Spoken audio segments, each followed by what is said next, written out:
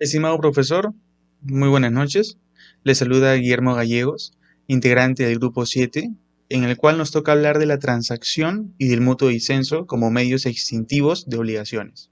Comenzaremos hablando del medio extintivo de obligaciones de la transacción, el cual, y en palabras, en este caso de Castillo Freire, indicaba que es un medio extintivo el cual busca, por medio de concesiones recíprocas, evitar o culminar cualquier controversia que pueda existir, ya sea extra o judicialmente.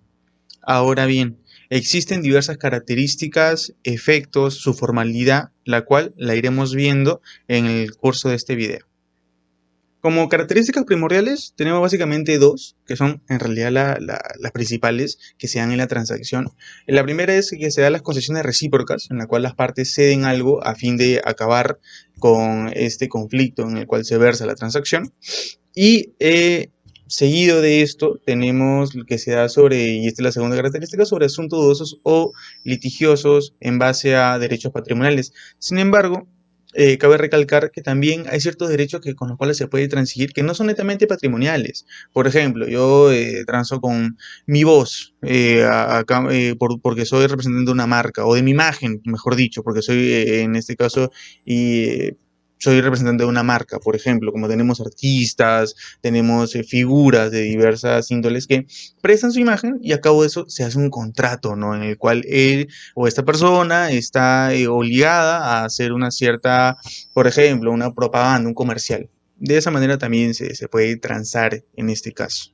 Cabe resaltar también que la formalidad se da expresamente por escrito en este caso. Es bastante importante tener esto en cuenta, ya que esto no es simplemente oral, o sea, yo no puedo transar con alguien por una llamada telefónica o en una conversación en un restaurante, no, tiene que ser netamente escrito, ya sea extra o judicialmente.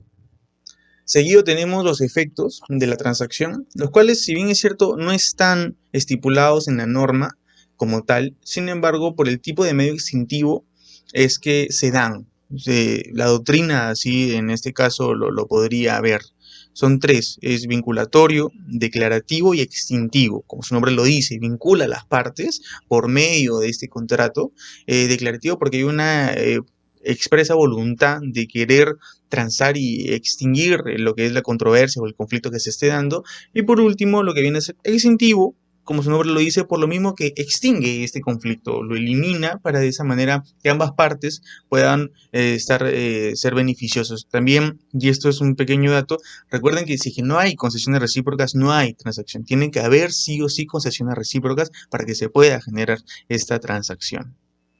Eso es todo en cuanto a los aspectos generales de la transacción. Ahora le doy pase a mi compañero Marcos para que pueda seguir hablándole de este medio extintivo de obligaciones. Gracias. Buenas noches, profesor. Continuando con la exposición sobre transacción y ya habiendo escuchado a mi compañero sobre las definiciones, los conceptos de la transacción, me gustaría también hacer un pequeño aporte porque me llamó la atención bastante eh, el pensamiento de Raymond Troplon, jurista del siglo XIX, francés él, que ayudó pues, en la redacción de la Constitución de 1852 en Francia, y que él tenía un concepto sobre lo que era la transacción, ¿no? Y decía pues que la transacción son los procesos que asedian a la vida, ¿no? Y que generan numerosos tormentos y que a menudo son la ruina de las familias. Y nos decía pues que la transacción viene a ser el partido sabio, ¿no? Porque al transigir o al transar no se pierde tiempo, porque cualquier sacrificio que se imponga se gana a cambio de ello el bien más preciado, que viene a ser la tranquilidad. Dicho esto, profesor, y continuando con el tema de la transacción, me gustaría especificar que la transacción eh, tiene dos momentos, ¿no? El momento litigioso y el momento no litigioso. El momento litigioso, la transacción litigiosa, se encuentra dentro de un órgano judicial llevado por un juez, ¿no? A este se le llama la transacción judicial. es donde ambas partes que están en conflicto llegan pues ante un organismo jurisdiccional y es el juez quien al convocarlos a ambos emite una sentencia o una resolución dando por concluida un asunto dudoso, litigioso, como lo especifica en el artículo 302, perdón, 1302, el artículo 1302, y a este, a este término, a este fin, a esta sentencia, se le da el valor de cosa juzgada. Luego de ello tenemos a la transacción extrajudicial o la transacción no litigiosa, la que no se lleva dentro de un litigio. La transacción que está regulada también en el 1303, ¿no? Y nos habla, pues, este artículo sobre que la transacción, dice, debe contener la renuncia de las partes a cualquier acción que contenga una contra otra sobre el objeto de dicha transacción. Ahí nos está especificando que dos personas pueden ponerse de mutuo acuerdo sin necesidad de ir a una contienda litigiosa, ponerse de acuerdo, poner los puntos, ceder, darse las concesiones recíprocas, firmar un acuerdo, ¿no? Porque tiene que existir la formalidad y de esta manera ellos también pondrán fin al pleito jurídico que tienen. Esta transacción extrajudicial, cuando ambas personas mantienen sus acuerdos, podrían elevarlo a un juez para que éste homologue, ¿no? Y dé el punto, dé el visto bueno, digamos, ¿no? De la transacción de ambos y también se emita mediante una sentencia. Entonces, podemos observar que la transacción, dentro de todas, viene a ser un contrato, ¿no? O tiene una naturaleza jurídica de contrato. Y por tal como ser contrato, se puede crear, modificar y extinguir obligaciones. Ese es en cuanto a los dos tipos de transacción, profesor. Quisiera hablar ahora de las diferencias que existen, pues, ¿no? Bueno, que lo hemos tocado, pero remarcar nuevamente las diferencias que existen entre estas dos transacciones. Como ya dijimos, por un lado, la transacción judicial se lleva en un organismo, en un ente jurídico donde un juez emite una sentencia y esta sentencia pues concluirá con el título de ejecución, ¿no? Y la transacción extrajudicial, dos personas se ponen de acuerdo, firman, redactan, ¿no? Sus concesiones recíprocas y también tiene el título de ejecución, una vez que éstas puedan llevarla y homologuen. Es todo lo que yo pueda decir en cuanto a las clases y diferencias de la transacción, profesor. Muchas gracias. Continuando con la exposición de transacción extrajudicial, nosotros hemos querido presentar el caso de Choropampa por derrame de mercurio en Cajamarca, en la localidad de Choropampa, San Juan y Magdalena. Esto fue también involucrado por la empresa de transporte Ramsa, quien llevaba el mercurio, y la minera Yanacocha, ¿no? Este derrame de mercurio ocasionó la toxicidad de diversas cosas, como la salud, el cielo, el agua, el suelo, a las mismas personas, y acá está involucrada la naturaleza y la afectación de salud. El tema primordial acá es el sector salud. En este caso, los síntomas generales tenemos que las personas empezaron a presentar dolor de cabeza, erupciones, prurito, enrojecimiento de la piel. Con erupciones, estas víctimas sufrieron la intoxicación del mercurio, acudían a las postas de salud, en lo cual el director regional de salud iba incrementando la cantidad de pacientes que presentaban diversos malestares, ¿no? Como lo mencionado, fiebre, también en algunos casos, en la mayoría de casos tuvo daños neurológicos, daños motores, funcionales a nivel cerebral, y llegando a casos más de 750 personas. También hubo un incidente en la cual la minera Yanacocha ya no cubría el seguro de los partos de las personas que estaban embarazadas, ¿no? Porque sabemos que también se le realizaba análisis de orina y sangre a estas. Acá, según el análisis que nosotros hemos realizado, obtenemos que se está afectando el derecho del medio ambiente y el derecho a la salud. En el derecho del medio ambiente tenemos que, según la Constitución del 93, la persona tiene que gozar de un medio ambiente equilibrado y protección. Esto mismo lo dicen distintas entidades como la ley del Poder Ejecutivo. Indica que también se tiene que hacer la preservación del medio ambiente y la contaminación ambiental. Y tenemos que también la minera Yanacocha, como empresa, debió de realizar sus programas, monitoreos, auditorías sobre el impacto ambiental, toda la prevención de posibles medidas preventivas o correctivas de algún incidente como lo ocurrido. Y por el otro lado está el derecho a la salud, que toda la persona tiene derecho a la protección de la salud. Esto lo indica la Constitución del 93.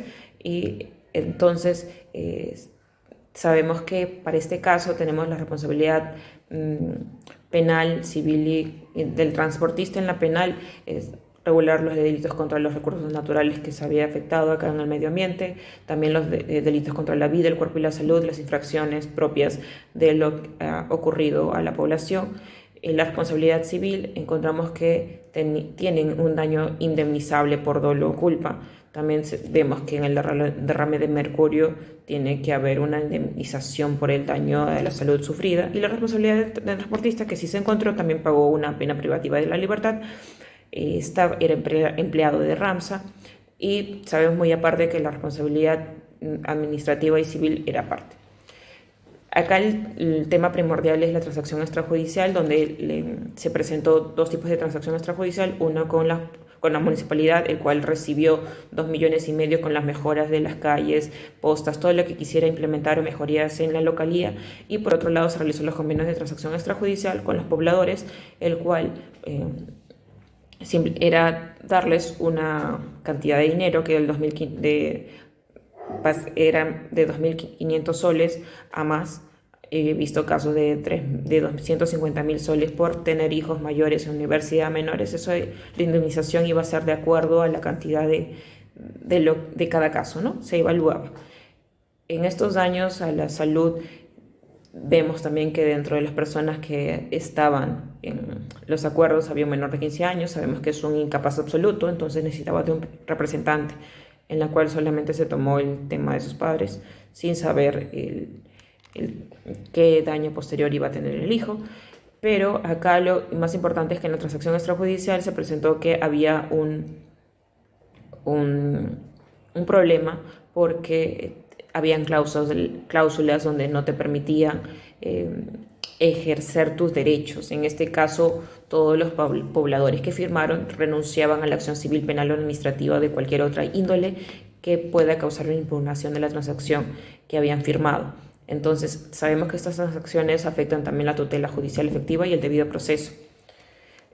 Yanacocha informó que el 80% de las personas tuvieron una indemnización. Esto reportado en el informe que mencioné de la Defensoría del Pueblo hasta el 2001. Posterior a todo lo mencionado, en realidad se realizó un pleno casatorio, el primer pleno casatorio, donde se trató de manejar toda esta situación y ver si es que se habían tomado las actuaciones correctas. En esto los magistrados actúan por mayoría y tratando de resolver con un auto, ¿no? Habiendo en este primer pleno casatorio llegado a la conclusión donde se hacía válida la transacción extrajudicial, porque hubo un acuerdo de ambas partes y tenía la calidad de cosa juzgada. Entonces esto imposibilitaba reabrir el caso, y tenemos la excepción de la excepción de la transacción, ¿no? Entonces no se pudo hacer nada. El primer pleno casatorio surgió por una demanda de una de las personas que habían realizado la firma de la transacción, una señora con sus 3 hijos, pero lamentablemente no surgió, y este primer pleno casatorio a nosotros como futuros abogados nos va a marcar, porque es una decisión aparentemente, o mejor dicho, es errónea, porque no se hizo validar el derecho a la salud que tienen las personas. Simplemente se dejaron llevar por un tema del proceso y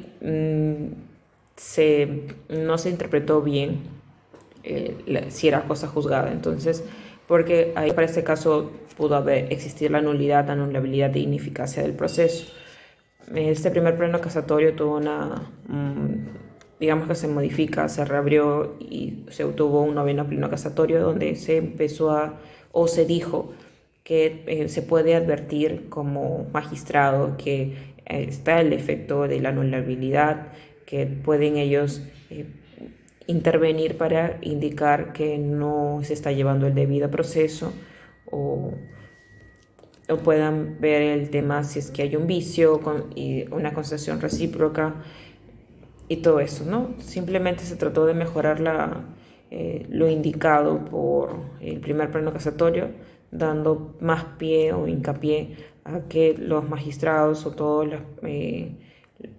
los jueces puedan tener su participación ante un proceso cuando ellos vean que sea necesario, porque también pueden utilizar el principio de iura non vicuria, el cual todos los jueces pueden intervenir en eso, ¿no? Asumiendo que en realidad están faltándole a un derecho, como en este caso fue el derecho a la salud. Los pobladores no tenían el conocimiento adecuado.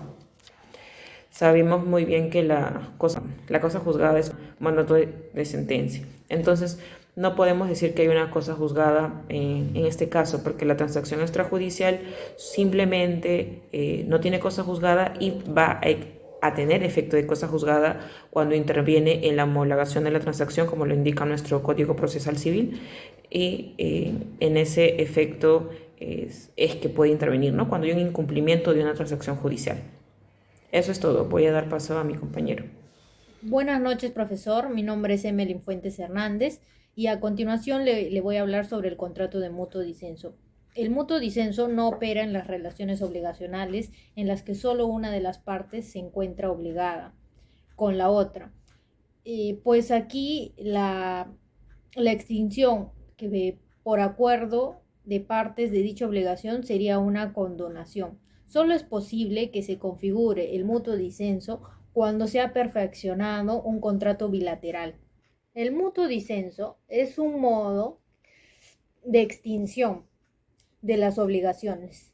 Resulta uno de los pilares en que se fundamenta la base de nuestro sistema, es decir, es el libre ejercicio de la autonomía privada, así como el contrato privado celebrado libremente entre dos partes.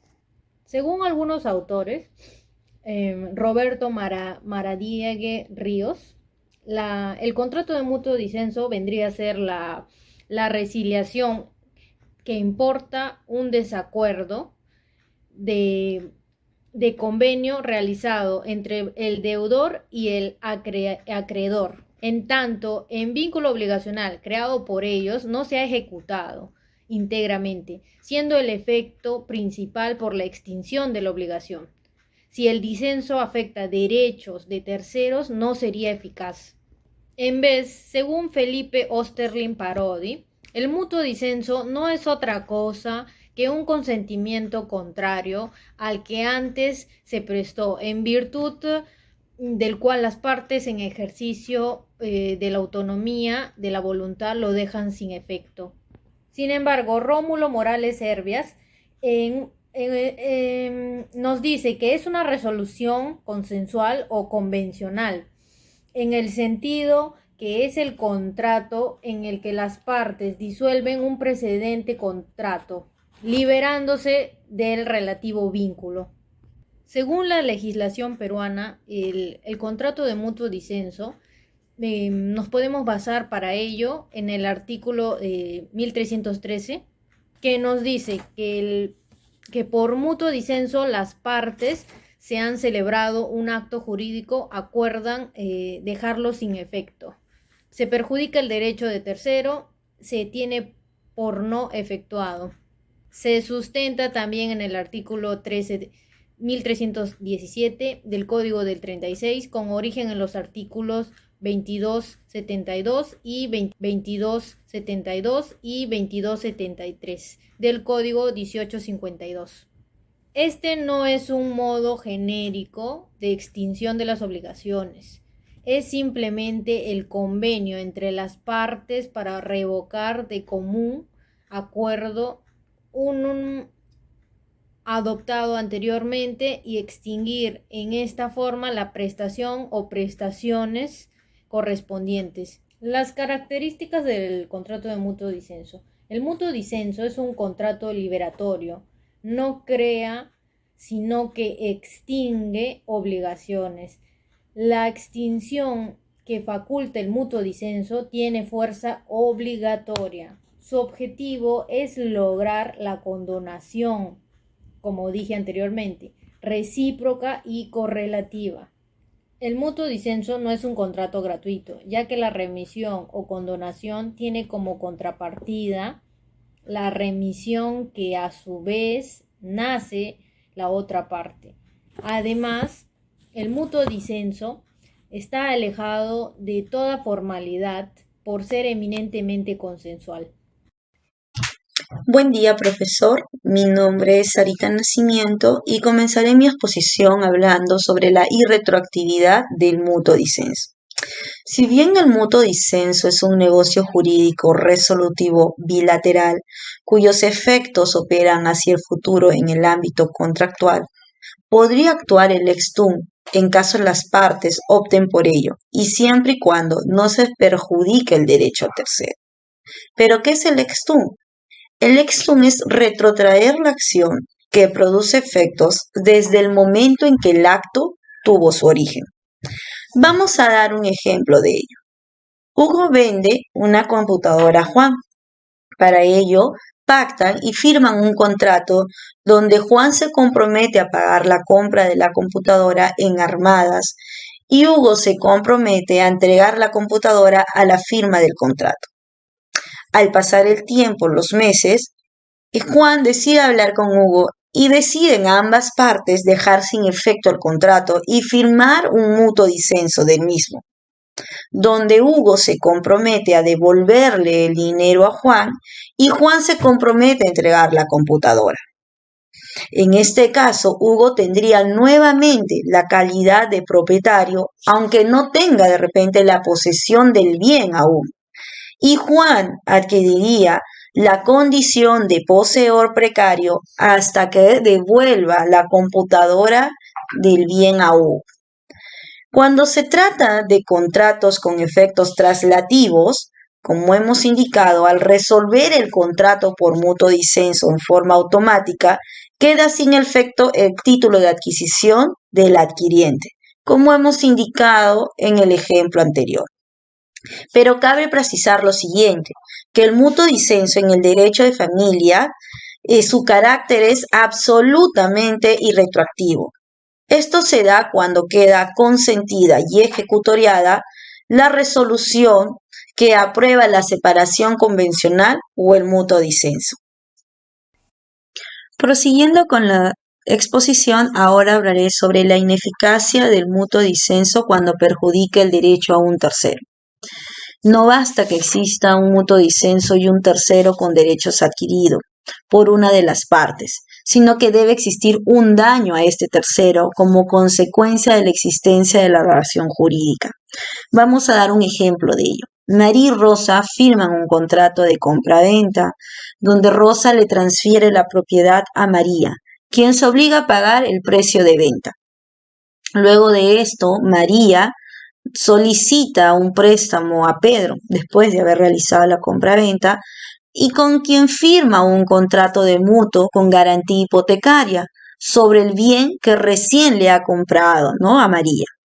Posteriormente, María y Rosa pactan el mutuo disenso del contrato de compra-venta del citado inmueble. Y este acuerdo no perjudicaría a Pedro. ¿Por qué? Porque Pedro seguiría recibiendo el pago que María se comprometió a realizar por el préstamo y adicionalmente conservaría esta acción hipotecaria contra el inmueble a su favor. Este quiere decir que no existiría este daño a tercero. Por lo tanto, el mutuo disenso seguiría sus efectos correspondientes. Prosiguiendo con mi exposición, hablaré sobre la diferencia del mutuo disenso y la nulidad. Para ello diré las características del mutuo disenso. Como ya sabemos, el mutuo disenso es de carácter consensual, o sea, ambas partes tienen que estar de acuerdo en poder realizar este mutuo disenso. Es de carácter extrajudicial y no es retractivo. Su finalidad es cesar la eficacia del acto celebrado, dejando intacta su validez. A diferencia de la nulidad, que la nulidad puede ser consensual entre ambas partes o puede darse solamente por una de ellas. Y cuando se da solo por una de las partes, necesariamente el proceso tendrá que realizar un proceso judicial. Los efectos de la nulidad sí se retrotraen al momento de su celebración, dando como resultado la invalidez del acto jurídico. Ahora procederemos a dar la diferencia con la anulabilidad. La anulabilidad de un acto jurídico se declara solo judicialmente. Es de validez actual, pero de invalidez pendiente. ¿Qué significa esto? Esto significa que podría darse el caso de que nunca se llegara a producir la anulabilidad. ¿Y el por qué? Teniendo que, de acuerdo al artículo 201, inciso 4 del Código Procesal Civil, el plazo prescriptorio de anulación de actos jurídicos solo es de 2 años. Ahora pasaremos a indicar cuál es la diferencia con la rescisión. Pues la rescisión sí se encuentra tipificada en los artículos 370 y 1372 del Código Civil peruano. La ley peruana establece contados supuestos en los cuales se puede rescindir un contrato. Esto es de acuerdo a los artículos 1539, 1540, 1575 y 1447 del Código Civil peruano, ¿no? Acá podemos ver el caso de la venta de bienes totales o parciales o ajenos, ¿no? Que se representan en el 1539 y 1540. Estamos en el artículo 13.3, los efectos del mutuo disenso. Como lo indica el artículo, por el mutuo disenso de las partes que han celebrado un acto jurídico, acuerdan dejarlo sin efecto. Si perjudica el derecho de un tercero, se tiene por no efectuado. Aquí tenemos a A, B y C. Bien, A y B están celebrando un contrato de compra-venta de un inmueble por un valor de 100,000 soles. Ellos han celebrado el contrato, han quedado establecidos en los términos del contrato. Ellos están celebrando esta compra-venta que han realizado con éxito. Luego, A está contratando los servicios de C para poder realizar una remodelación del inmueble por un valor de 20,000 soles. C empieza a ejecutar el trabajo ya en la propiedad de A para poder hacer la remodelación de todos los interiores. Entonces ya se está efectuando el trabajo y posteriormente A y B nuevamente se vuelven a encontrar e indican no. Nosotros vamos a disolver el contrato, ¿te parece? Yo te voy a hacer la devolución del dinero, vamos a llegar a un buen acuerdo donde ambos pactan y pues están en lo seguro e indican que sí, que ellos están de acuerdo en realizar el mutuo disenso porque no va a haber pues no se van a afectar ellos. Pero aquí el detalle es que ellos estarían afectando indirectamente a C. ¿Por qué? Porque no se sabe quién estaría asumiendo los gastos de la remodelación. Si bien es cierto, A contrató con C, al A terminar el mutuo disenso, B estaría teniendo nuevamente el inmueble. Por ello, es que para no afectar el derecho del tercero, lo que se hace es lo siguiente. A estaría pagando el costo de los servicios a C sobre la remodelación y que ya estaría pactado también dentro del acuerdo que hace con B, ¿no? A podría indicar, ¿sabes qué? Yo voy a pagar los servicios que ha venido haciendo la remodelación de C para no afectarlo a él porque ya hizo los trabajos en la casa, entonces nosotros vamos a llegar dentro del acuerdo que se va a reconocer los honorarios para poder terminar nosotros con el contrato. Como en este caso de aceptar ambas partes y todo no estaría afectando el derecho de un tercero, el mutuo disenso va a seguir y va a poder quedar pues en efecto de ello, ¿no? Ahora, profesor, voy a explicar un poquito sobre el derecho comparado. He elegido el tema de el derecho laboral, bien, donde voy a hablar sobre la ley de productividad y competitividad laboral. O sea, básicamente unos ejemplos donde van a enlazar esta ley. Basado en esta ley nos indica que, voy a poner dos casos, uno donde un empleador quiere a través del mutuo diserso poner fin al contrato que tiene con el trabajador, ese es un contrato indefinido, de esta manera pues estaría rompiendo el vínculo laboral. En este ejemplo, lo que se suscita es que este empleador ha contratado dos personas donde tiene un efecto de productividad de 5 veces más de lo que viene realizando su trabajador que ya tiene un contrato indefinido, ¿no? Entonces, si hablamos con un tema de insumos, por ejemplo, en este caso, que sería una fábrica de sillas, el trabajador antiguo viene haciendo una producción de 3 sillas y estos trabajadores nuevos pues hacen una producción diaria de 5 sillas. Entonces, de hecho que al empleador le va a convenir pues estar contando con los servicios de las personas que hacen una mayor producción porque esto va a generar una mayor rentabilidad para la empresa. Entonces, lo que él busca es efectuar el mutuo disenso en el derecho laboral, pero sin afectar ya lo ganado por el trabajador. Lo ganado por el trabajador vendría a ser, por ejemplo, el tema de vacaciones, el tema de gratificaciones, el tema de CTS, entre otros, ¿no? Beneficios que pueda brindar la empresa. Entonces, por esta razón, el empleador le va a proponer al trabajador y le va a indicar, ¿no? ¿Sabes qué?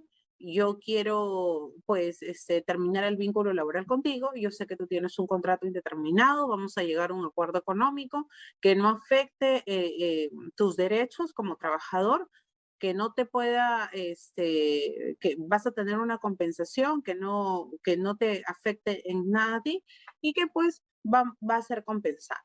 Entonces, el trabajador pues va a llegar al acuerdo, quedan, pactan el monto, plantea la suma de dinero, pero a la hora de plantear el mutuo disenso aquí, sí las cláusulas tienen que estar totalmente establecidas para el empleador en este caso, e indicar que a partir de este momento se rompe el vínculo laboral que que están realizando ellos en ambas partes, pero que la prestación económica es aceptada por el trabajador y que ya no puede existir un reclamo, ya no va a haber absolutamente algo que el trabajador pueda reclamar de manera posterior. Es por eso que aquí en este tipo de contratos tienen que ser las cláusulas totalmente claras para que posteriormente no digan, oye, ¿sabes qué? Yo quiero reclamar esto, no. Simplemente que se quede un monto pactado, un monto determinado donde ambas partes estén de acuerdo y ahí se efectúa el mutuo disenso, sin afectar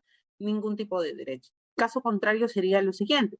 Por ejemplo, si un trabajador tiene un contrato indeterminado ya con una empresa y la empresa, él ha visto otros horizontes, ve que tiene oportunidad de crecer, que de repente estudia una carrera, que quiere ejercer en otro lugar, pero tiene un contrato indeterminado con una empresa, él podría a través de una carta, como lo indica en la ley de productividad y competitividad laboral, pues presentar con 30 días de anticipación su renuncia, ¿no? O sea, el querer tener una renuncia, el querer desvincularse de ello, pero llegar hacia un acuerdo económico.